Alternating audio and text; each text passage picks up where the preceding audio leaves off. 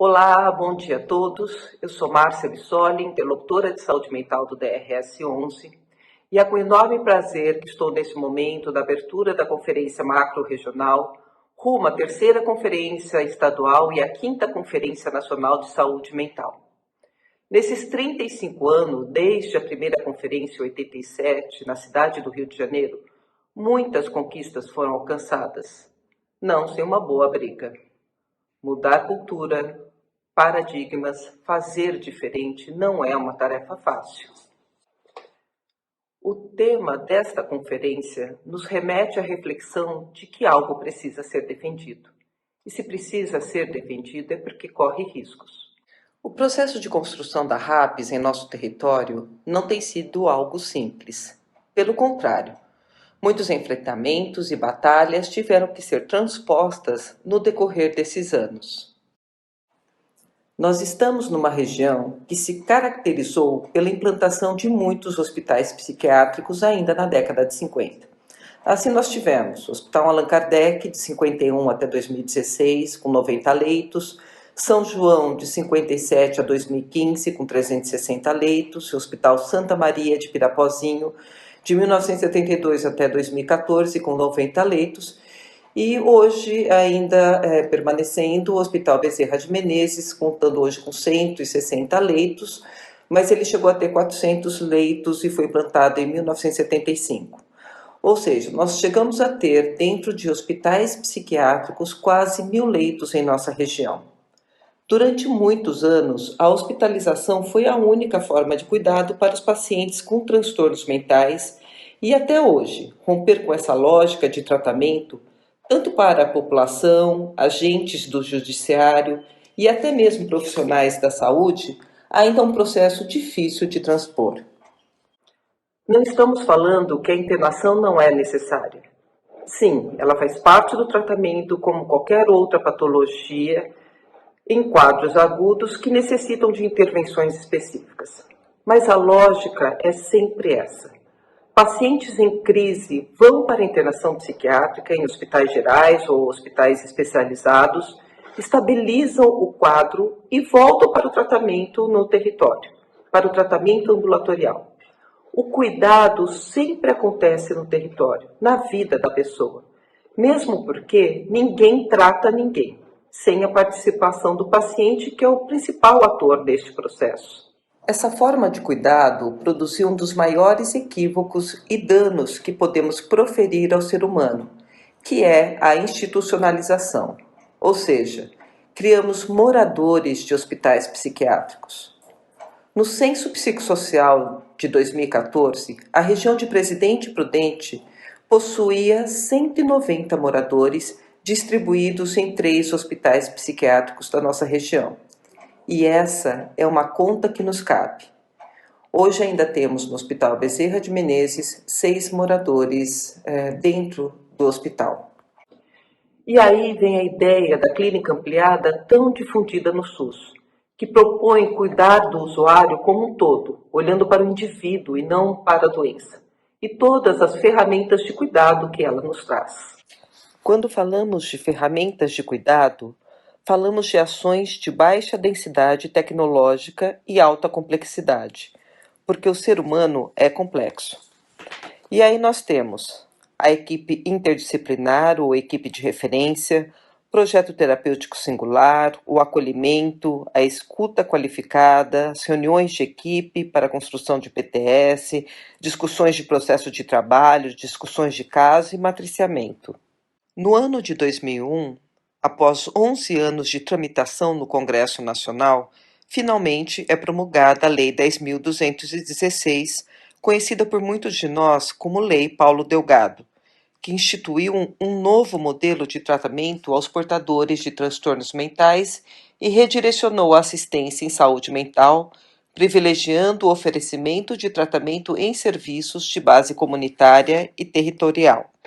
Ela se fortalece com a Portaria 336 de 2002, que dá o start para a implantação dos primeiros CAPs em nossa região.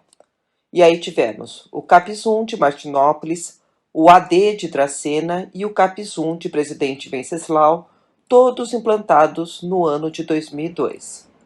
Passados 10 anos da Lei 10.216, foi publicada a Portaria 3088 de 2011, que instituiu a Rede de Atenção Psicossocial para as pessoas com sofrimento ou transtornos mentais, incluindo aquelas com necessidade decorrentes do uso do crack, álcool e outras drogas, no âmbito do Sistema Único de Saúde. Essa portaria estruturou o cuidado de saúde mental dentro de redes de serviço, com um olhar voltado para o sujeito na sua integralidade. Ela se tornou um marco efetivo de transformação dentro de um trabalho intensivo na construção dos planos regionais de ação da RAPS e o desenho da rede que contemplou todos os pontos de atenção de saúde mental nas nossas regiões de saúde. O primeiro componente da RAPS é a atenção básica em saúde, que é a porta de entrada do SUS, onde 80% dos casos são cuidados neste ponto de atenção, sendo que neste componente nós temos as unidades básicas de saúde, as estratégias de saúde da família, os núcleos de apoio à saúde da família, NASF, consultório de rua, serviços do componente da atenção residencial de caráter transitório, centros de convivência e cultura, equipe multiprofissional de atenção especializada em saúde mental, em MAENS, e as unidades ambulatoriais especializadas. O segundo ponto da atenção é a atenção psicossocial estratégica. Os Centros de Atenção Psicossocial, CAPs, são os equipamentos estratégicos e ordenadores de serviços da RAPS. Hoje temos descrito 10 CAPs nas suas diversas modalidades e porte populacional. Atualmente, no DRS-11, já temos implantado 18 CAPs e faltam implantar apenas 5 CAPs em municípios que possuem porte populacional e que ainda não implantaram esse equipamento. O terceiro componente é a atenção às urgências e emergências. Nós temos que entender que as urgências em saúde mental não devem ser tratadas diferente das demais patologias. Nesse sentido, tanto o paciente que sofre uma fratura, um AVC ou uma crise psiquiátrica deve ser encaminhado para urgência hospitalar. E aí a gente tem o SAMU 192, a sala de estabilização, as UPAs 24 horas e as portas hospitalares de atenção às urgências, prontos socorros, prontos atendimentos e até mesmo a UBS. O quarto componente é a atenção residencial de caráter transitório, voltado para pessoas com necessidades decorrentes do uso do crack, álcool e outras drogas.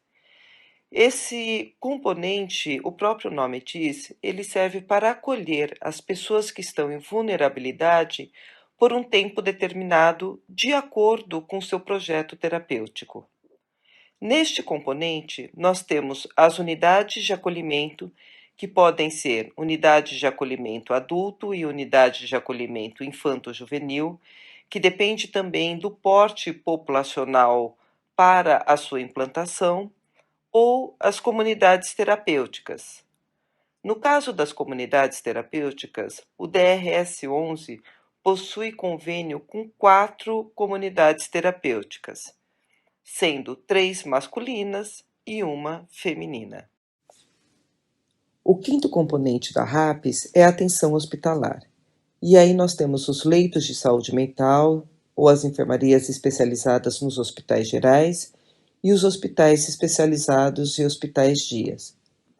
Dentro da implantação de leito em hospitais gerais, nós temos o PAI-HR com 36 leitos para atendimento de adultos e 4 leitos para atendimento de adolescente. Implantamos também outros 4 leitos na Santa Casa de Rancharia, Santa Casa de Venceslau e Santa Casa de Junquerópolis.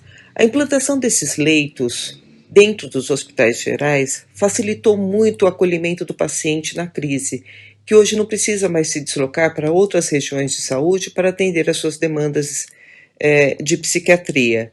E aproximou ainda mais o componente hospitalar do componente ambulatorial, porque para cada leito implantado eu preciso ter um CAPES de referência dentro do mesmo território. E aí a gente já começa a vinculação do paciente durante o processo de internação, o que facilita a continuidade desse tratamento ambulatorial depois. Temos também 160 leitos no Hospital Psiquiátrico Bezerra de Menezes, como já foi dito anteriormente. O sexto componente são as estratégias de desinstitucionalização. Essa é a conta que nos cabe, a conta que cabe à saúde e a toda a sociedade, pelos pacientes que foram institucionalizados durante anos nos hospitais psiquiátricos. E aí a gente tem as residências terapêuticas, que vêm no modelo de deshospitalização e, de fato, tirar esses moradores da instituição e trazer para o convívio da sociedade que eles têm direito. Além das residências terapêuticas, nós temos também, neste componente, o programa de volta para casa. Nesse sentido, a gente tem os municípios de Presidente Prudente, Presidente Venceslau e Martinópolis que aderem a este programa. Por fim, nós temos o sétimo componente da RAPS, que são as estratégias de reabilitação psicossocial, iniciativas de geração de trabalho e renda, empreendimentos solidários e cooperativas sociais. É fundamental fazermos aqui um retrospecto do momento que alavancou na RAS 11 o processo de estruturação da nossa rede de atenção psicossocial e da efetiva desinstitucionalização de pacientes moradores de hospitais psiquiátricos com a montagem das residências terapêuticas. No ano de 2013, frente à política de saúde mental nacional, que buscava ampliar a rede extra-hospitalar, investindo recursos na implantação desses componentes e não reajustando a AIH dos hospitais especializados, ocasionou a manifestação desses hospitais que verbalizaram a impossibilidade de dar continuidade em seus convênios. Assim, no ano de 2013, o Hospital Santa Maria de Pirapozinho foi o primeiro a oficializar o encerramento das suas atividades. Diante desse cenário, o Ministério Público Federal, Estadual e Defensoria Pública, frente à possibilidade de desassistência de pacientes portadores de transtornos mentais e comportamentais que ainda dependiam da internação como forma de cuidado, já que a rede extra-hospitalar ainda estava em processo de implantação, moveram uma ação civil pública que culminou num processo efetivo de mudança de cenário em nossa região. Embora tudo que foi apresentado demonstrou anos de trabalho em busca de uma saúde mental pautada no cuidado integral em nosso território, ainda há muito que avançarmos. E é por este motivo que estamos nos reunindo hoje. Com grande satisfação, eu desejo a todos um excelente dia de trabalho.